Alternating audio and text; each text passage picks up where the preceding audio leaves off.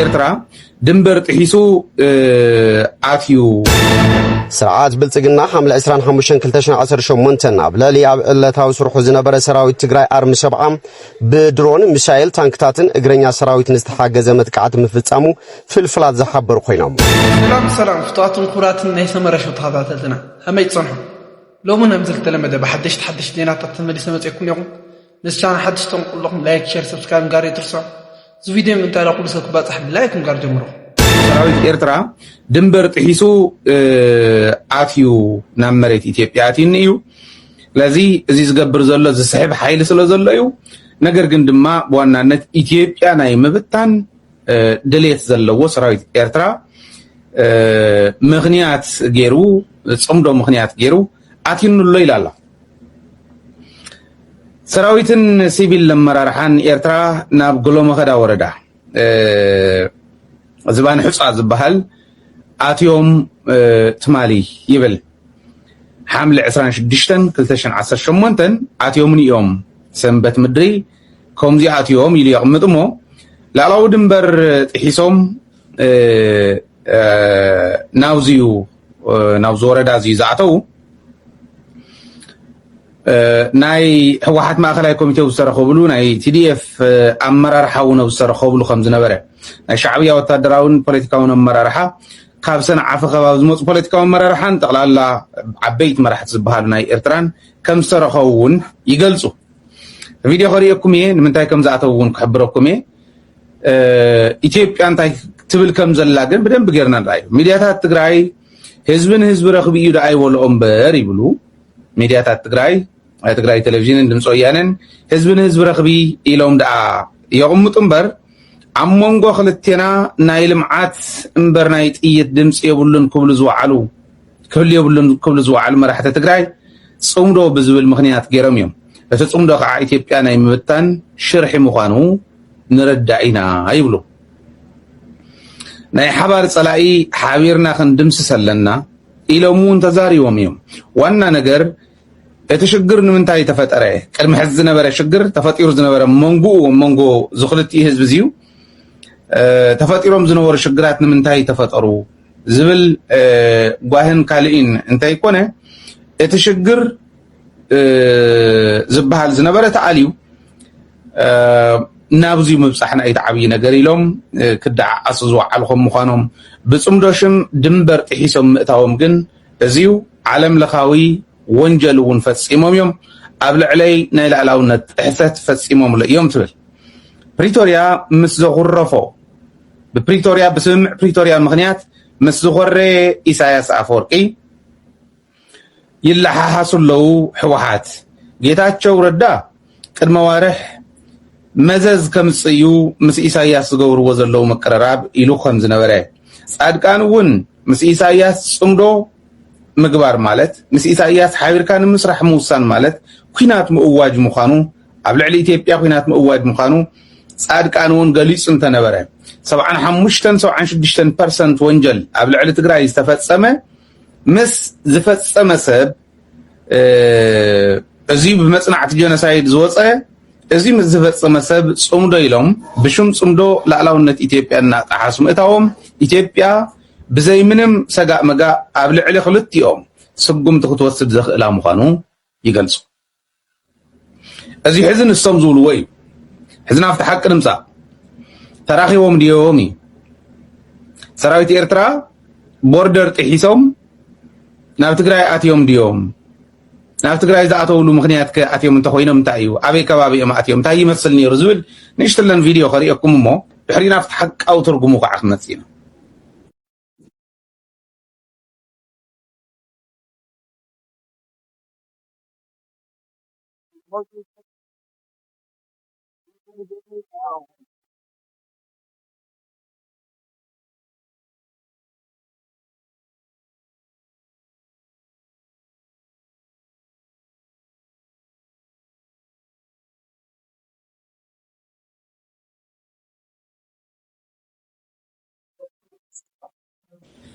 زم تريوم زلهم مرح سراويت إرترا نيو مرح سراويت تجري ون كمو ناي تجري مرة حول النيو ناي بإرترا قص بسنة عفه ከባቢ ዘለዎም መራርሓውን እኒው ነዚ ከባቢ ዝመርሑን ብትግራይ ብሎ መኸዳን እቲ ዘባን ዝመርሑን ሰባት ኣብዚ ሪኢና እዮም ኣለና ትክክል እዩ ኣትዮም እዮም ግን ናብ ሓቶም እዮም መፅኦም ንኢትዮጵያ ከድዋን ናብ ትግራይ እዮም መፅኦም ትግራይን ኤርትራን ንክልቲአን ኣባሊዐ ኤርትራ ተጋሩ ንክትበልዕ ኣብ ልዕሊ ተጋሩ እቲ ዝኸፈልናዮ መስዋዕትነት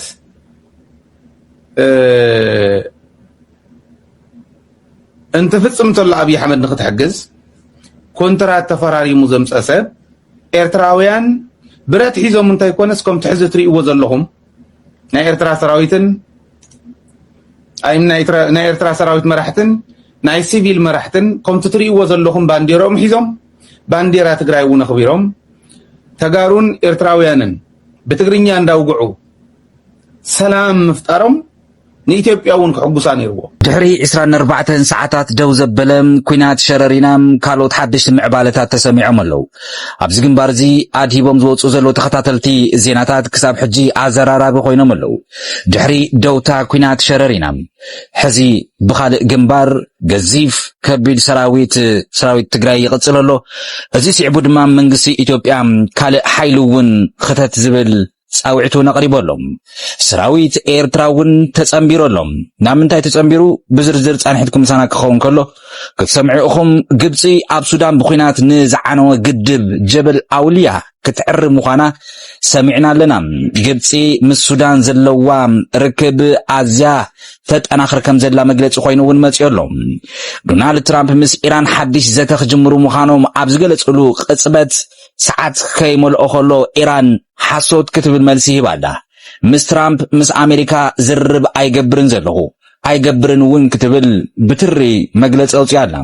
ሰላምታ ይረስዓናን ዝኸበረ ሰላምታና በቢ ዘለኹም ይብፅሕኹም ክብራ ሰማዕቲ ተመልከቲ ሓምለ 27 2018 ዓመተ ምህረት ኢሎም ማዓንቲ ዝርዝር ዜናታት ቻናልና ነው ጀሚሮ ኣሎ ናብ ዝርዝራቶም ክንሓልፍ ኢና ከም ትወፁ ላይክ ጌርኩም ጀምሩ ሰናይ ምክትታል ኩናት ሸረሪና ድሕሪ 24 ሰዓታት ደው ድሕሪ ምባሉ ሰራዊት ትግራይ በኣንፈት ራያ ሓድሽን ገዚፍ ሰራዊትን እንቀሳቀስ ከም ዘሎ ዝገልጽ ዜና ካብ ፌደራል መንግስቲ ወፅዮም ኣብ ምዕራብ ትግራይ ዞባ ሸረሪና ምስ ሱዳን ኣብ ዘዳውብ ቦታ 24 ሰዓታት ክካየድ ፀንሐ ብርቱዕ ኩናት ውግእ ድንገት ደው ምባል ስዕቡ ዝውግእ እዚ ኣብ መንጎ ሰራዊት ምክልኻል ኢትዮጵያን ሚሊሻም ዘብዕ ተከዘ ዝተባሃሉን RSF ሓምዳን ዳገሎ ተሓዊስዎ ምስ ሓንቲ ኣርሚ ሰራዊት ትግራይ ጥራሕም ገጢሞም ኣርሚ 7 እቲ ውግእ ኣብቲ ኣንፈት ዳኣደው ይበል እምበር ሕዚ ሰራዊት ትግራይ በኣንፈት ራያ ሓይሊ የንቀሳቀስ ከም ዘሎ ብወገን ፌደራል መንግስቲ ኣብ ማሕበራዊ ሚድያ ወይ እውን ንህዝቢ ዝተበተነ ዜና ይዘርድእ ህወሓት ብወገኑ ከም ዝዝከር መንግስቲ ፌደራል ኣብ ልዕሊ ሰራዊት ትግራይ መጥቃዕቲ ፈፂሙ ክብል ብትግርኛ ኣምሓርኛን እንግሊዝኛን ኣከታቲሉ ዘውፅኦ ማሕበረሰብ ዓለም እውን ሓደ በሉለይ ክብል ዘስምዖ መግለፂ ተመልኪትና ነርና ሰራዊተይ ናይ ምክልኻል ብጅግንነት እውን ወዲእዎሎም እዚ ጥራሕ ኣይኮነን ናብ ጎንደርን ካልኦት ቦታታትን ከድኩም ኣረጋግጹ ኣርሚ 7 ዝፈጸሙ ጅግንነት ዘይርሳዕ ይኽብል ቅድሚ ሰዓታት ዝወፀ መግለፂ እውን ጣብያና ናባኹም ምባላ ዝዝከር እዩ ናይ ፈረንሳይ ዜና ኣገልግሎት AFP ንኻልኦት ዓለም ለኻዊ መራኸብታት ሓበሬታ ከም ዝሓበርዎም እቲ 24 ሰዓታት ዝጸንሐ ውግእ ብኸቢድ ኣጽዋር ድሮናት ዝተሰነየ ብርቱዕ እዩ ነይሩ ሕዚ ኣብዚ ውግእ እዚ ግን ሓደ ሚስጥር ዝኾነ ነገር ኣሎ ብግልፂ ዘይተነገረም ድሮናት ፌደራል መንግስቲ ዘብጽሖ ጥቃዓት ብግልፂ ኣይተፈለጠን ካልእ ገዚፍ ሓይሊ ማዕረ ዝነበረ ክበሃል ከሎ ኣርሚ 7 ወይ ፀረ ድሮን ወይ እውን ድሮን ተዓጢቆሎ ዘበለ ትንታነ እውን ንኽወሃብ ገይሮሎም ነዚ መጥቃዕቲ እዚ ብወገን ፌደራል መንግስቲ ብወግዕ ዝተዋሃበ መግለፂ ከዋላት እዚ ሓለወ ሚኒስትር መስኖን ቆላን ኣከባቢ ዶክተር አብርሃም በላይ ግን ማሕበራዊ ገጾም ከም ዝሃብዎ ወይ እውን ከም ዝጠቅዕዎ ህወሓት ብሸረሪና ቢሉ ውግእ ከፊቱ ናብ ሱዳን ዝወስድ መንገዲ ንምኽፋት ዝገበሮ ጻዕሪ ነይሩ ክብል صحيح ኣብ መስመር ሸረሪና ዝነበረ ውግእ እኳ እንተሃደ ሰራዊት ትግራይ ብዝሕጂ ሰዓት በኣንፈት ራያ ሓድሽ ሰራዊትን ገዚፍ ምንቅስቃስ ይግበር ከም ዘሎን ሓበሬታ በፂሕን ክብል ድማ ምክልኻል ሰራዊት ኢትዮጵያ እዩ ዝጠብፀበም ኣመራርሓ ህወሓት ንሃገራዊ ጥፍኣት ኣይምብርከኽን ብምባል ንኻልእ ውግእ ክሰናደው ከም ዘሎን ግዴታ ብውድብ ዝግበር ዘሎ ምልመና ወታደራዊ ክካየድ ከም ዝጸንሐ እውን ይፍለጥ ይብል እዚ ማዕከን ዜና እዚ بوغن أمريكان حبرة أفريكان أب مقلس تقبرنا سلام فتنتات وتصعيد كم زي مزقبن أمباسادر أمريكا بإثيوبيا أرسي مسينغامس دكتور دبرتسين قبر ميكايل قالوا تمرر حاحة وحتن كزاراربو زقبروا فتنون كي تعوته زترفين يرو دكتور دبرتسين قبر ميكايل نزر كبزي تقم زي بلو خبلو سوي عمان يرميهم بس مخنات زي نا أمريكا استيت ديبارتمنت أبلع لتوم نوقع إدالو اللو زبلهم أمرر حا وحاتنا فيزا اقدا من باروون لأن دكتور دبرتسين قبر ميكايل زقوطعن خالي أمارات نخاسبون ون زقابة زينيرم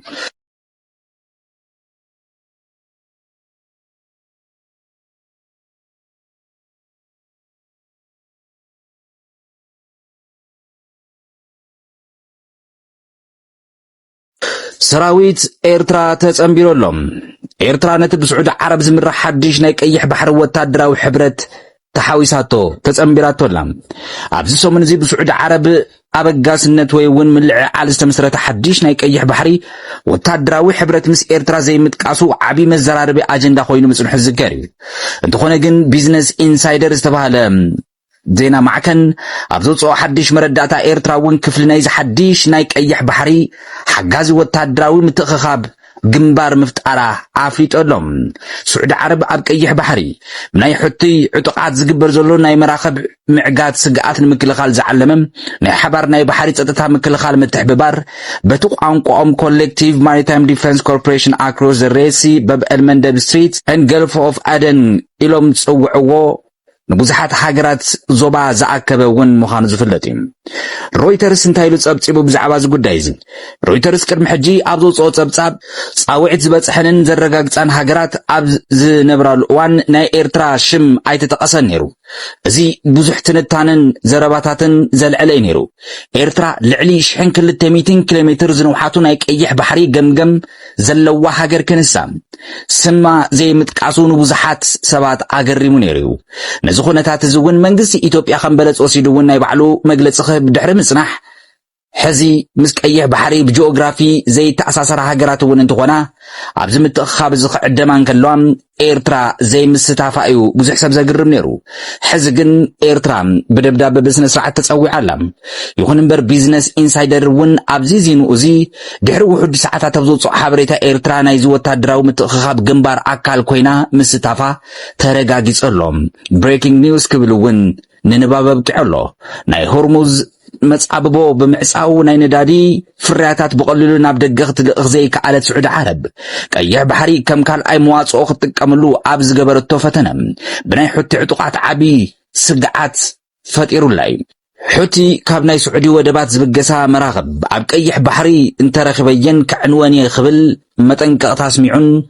ابتي صقعصقعي بحرون طقعي نيريم بز مخنات زي سعود عرب كاب كبيد ايكونومياو قلولاو نموصا ني ايرترا حاويسو نموزحات هاجرات بمتخخاب كاب قيح بحري باب المندب كساب حوس دسيت ايدن ززرغح ناي حبار ناي بحر صطتا متحببار مسريت الا ابز بسعودي زمرح ناي قيح بحري متخخاب ويون وتادرات جنبار بتوسخي جبصي سودان صوماليا جيبوتين زعما سلام ناي اثيوبيا غروبا بتهاجرات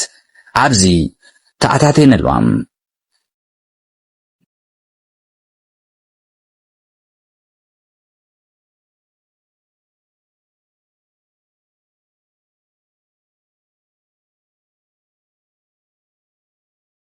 جبتي اب سودان بخينات استبلاشو ويون زعنو قدب جبل أوليام كتعريك تحنس مخانا أفليتام أبز غرباء أوانات أب سودان استفترنا إلكتريك حيل مقرات منجست سودان ني إثيوبيا خصص أنحن تخون اتني حيل مقرات أنك بسنكتي أوشت حجر زكاير زولو كوينات أما مسارة لمحات سودان بزبط عنوة مخانو كاب إثيوبيا قدس مبرهر هيتوهايب من بارو الزكاريو حزد ما قبسي سودان أبدوبوب كارتم زركب بخينات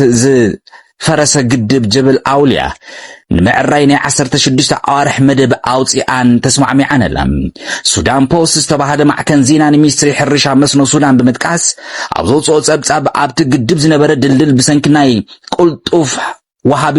ሓገዝ ሓይልታት RSF ብጀነራል ሓምዳን ዳገሎ ሕምቲ ዝተፈጸመ ናይ መድፍዕ መጥቃዕቲ ዝተሰበረ ወይ እውን ዝዓነው ኮይኑ ነዚ ድልድል እዚ ምስ ግብፂ ብምስምዕማዕ እውን ክዕርዮ ምዃንና ሕዚ ሰማዕና እዚ ግድብ ካብ 2023 ከምቶም ኣውሮፓውያን ዝቆፅርዎ ጀሚሩ ዝተፈላለዩ መጥቃዕትታት ዘተኣናገደ እንትኾን ዋና መሰረተ ልምዓት እቲ ግድብ ግን ከም ዘይተተንከፈ እዩ ኣብዚ ዜና ዝተሓቢሩ ዘሎ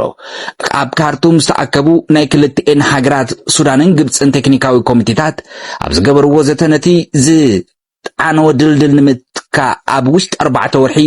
ግዝያዊ ድልድል ክተኽሉ ሙሉእ ናይቲ ግድብ ናይ ጽገና ዕዮ ድማ ኣብ ውሽጢ 16 ኣዋርሕ ክዛዘም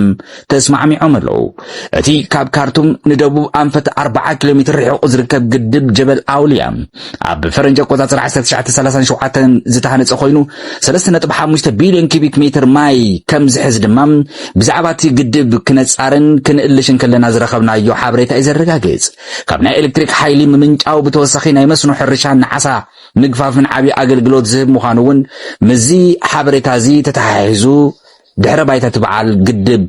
ዝረኸብናዮ ዜና ዘረጋግጽ ግብፅን ሱዳንን ኣብ ዝቐረባ እዋን ብሰንኪ ናይ ኢትዮጵያ ህዳሴ ግድብ ምሕደራ ማይ ሓፂሩና ክብላ ክኸሳ ድሕሪ ምጽናሕ መንግስቲ ኢትዮጵያ ግን ኣብቲ ግድብ ዝኣቱ ማይ ብሰንኪ ናይ ኣየር ንብረት ምልዋጥ ዝጎደለ እምበር ብፍሉይ ዝተገበረ ከም ዘይኮነ መልሲ ሂቡ ነይሩ መንግስቲ ኢትዮጵያ ኣብዚ እዋን እዚ እውን ወሲኹ ካብ ዝሃቦ መልሲ ሓደ እንተዝመልእ ነይሩማ ንስኹም ብውሕጅ ክጠፍኡ ነርኩም ሙግዳሉ እውን ተመስገን በሉ ክብል መግለጺ ሂቡ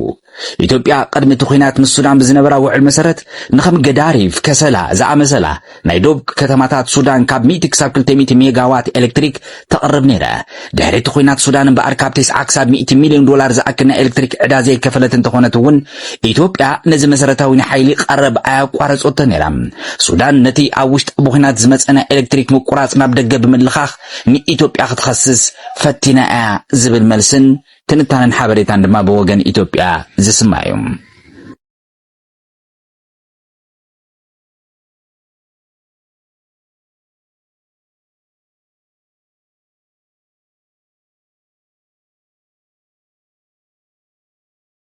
ዶናልድ ትራምፕ ምስ ኢራን ሓድሽ ዘተ ክጅምሩ ምዃኖም ድሕሪ ምግላጾም ኣብ ውሽጢ ሓጸርቲ ሰዓታት ኢራን ሓሶት ክትብል መልሲ ሂባላ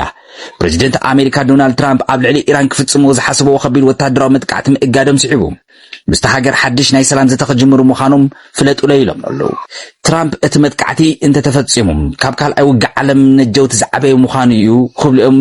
ሕዚ እውን እንተኾነ ግን ኣሜሪካ ብዝኾነ ሰዓት ስጉምቲ ንምውሳድ ደልውቲ ምዃና እውን ዘስመሩ ብወገን ኢራን ምስ ዋሽንግተን ዝኾነ ይኹን ናይ ገጽ ዘተ ንምግባር ዝተሓሰበ ነገር ከምዘየለ ብምግላጽ ነቲ ናይ ትራምፕ መግለጺ ሓሶት ኢላላ ሚኒስትር ወጻኢ ኢራን ኣሜሪካ ልኡኽ ናይ ምቕባል ይኹን ናብ ዋሽንግተን ተደራድርቲ ናይ ምልኣኽ መደብ ከምዘይብላ ብምፍላጥ ናይ ኢራን መሄር ዜና ኣገልግሎት ብወገኑ ቴህራን ንኣሜሪካ መጥቃዕቲ ክትገብር ዘይኮነት ኣመልኪታ እያ ዝብል ወረ ሓድሽ ናይ ሓሶት ወረ ክትብል እውን ነፂጋቶላ ፕሬዚደንት ትራምፕ ሰንበት መዓልቲ ኣብ ናይ ፕሬዚደንት ነፋሪት ኤርፎርስ ዋን ንጋዜጠኛታት ኣብ ዝሃቦ መግለፂ ኢራናውያነት ዝተዳለወ መጥቃዕቲ ብምርኣዮም ናይቲ መጥቃዕቲ ዓቕሚ ይፈልጥዎ ነይሮም እዮም ክብሉ እዮም ተዛሪቦም ምስኦም እንዳተዘራረብና ከለና ዘተ ድማ ጽባሕ ድሕሪ ቀትሪ ክጅምር እዩ ክብሉ እውን እዮም ወሲኾም ዝተዛረቡ ትራምፕ ኣብ ናይ ማሕበራዊ ገጾም ትሩዝ ሶሻል ኣብ ዝጠቅዕዎ መልእኽቲ ናይቲ ስምምዕ ቀንዲ ነጥብታት ዝሓዙ ኢራን ኣብ ማእኸላይ ምብራቕ ዝርከብ ናይ ኣሜሪካ ፈተውቲ ሃገራት እቲ መጥቃዕቲ ክዝንግዕ ሓቲቶም ነይሮም ክብሉ እዮም ዝገለጹ ብፍሉይ ናይ ስዑዲ ዓረብ መሐመድ ቢን ሰልመን ናይ ሕብራት ዓረብ ኤሚሬትስ ቋጣር መራሕቲ እቲ ወታደራዊ መጥቃዕቲ ከይፍጸም ጸቕጢ ከም ዝገበሩ ትራምፕ መላኺቶም ኣለዉ ኩሉ ድሉ ነይሩ እቲ መጥቃዕቲ ክግታእ ዝሓተቱ ግን ኣብ ወሽመጥ ሆርሙዝ ኣብ ናይ ኒውክሌር ጉዳይ ስምምዕ ምብጻሕ ይከኣል እዩ ብምባል ስለ ዝኣመኑ እዩ ኢሎም ኣለዉ ቢቢሲ ኣብ ዝወፅኦ ጸብጻብ ብወገኑ ኢራን ብኣሰናዳኢነት ዑማን ኣብ ናይ ሆርሙዝ ፀጥታ ዝግበር ዘተ እንዳተኻየደ ምጽልሑ ምእማና ይጸብጺቡ ነዚ ናይ ፕሬዚደንት ትራምፕ መግለፂ ስዒቡ እምበኣር ብዓለም ለኸ ዕድላ ናይ ድፍድፍ ነዳዲ ዋጋ ናይ 4.5 ሚእታዊ ምቕናስ የርኢ ብወሽመጥ ሆርሙዝ ዘቢሉ እምበኣር ካብ ዓለም ለኸ ናይ ድፍድፍ ነዳዲ ናይ ተፈጥሮ ጋዝ ቀረብ 20 ሚእታዊ ዝኾን ድማ ስለ ዝሓልፍ ካብ ወርሒ ለካቲት ጀሚሩ ዝተወልዐ ጎንፂ ኣብ ናይ ነዳዲ ዋጋ ዓብይ ምንዋፅ እንዳፈጠረ ምጽንሑ ዝፍለጥ እዩ ክቡራት ሰማዕቲ ተመልከቲ ንሕዚ ዝሓዝናዮም ሓጸርቲ ዜናታትና ዞም ሰማዕኹም ይመስሉ ነይሮም ስለ ዝሰማዕኹምና ስለ ዝተኸታተልኩምና ርእቶታትኩም እውን ስለ ዝጸሓፍኩምና ነመስግን ክብረት ይሃበልና شمباركس فتواتن قراتن تقاتلتنا لهم على الحرنا مديتات دياتهم مسنيرم وجهكم لا تفهم قبر تقاطعن كان ببلو لكم سناي صانح تخونكم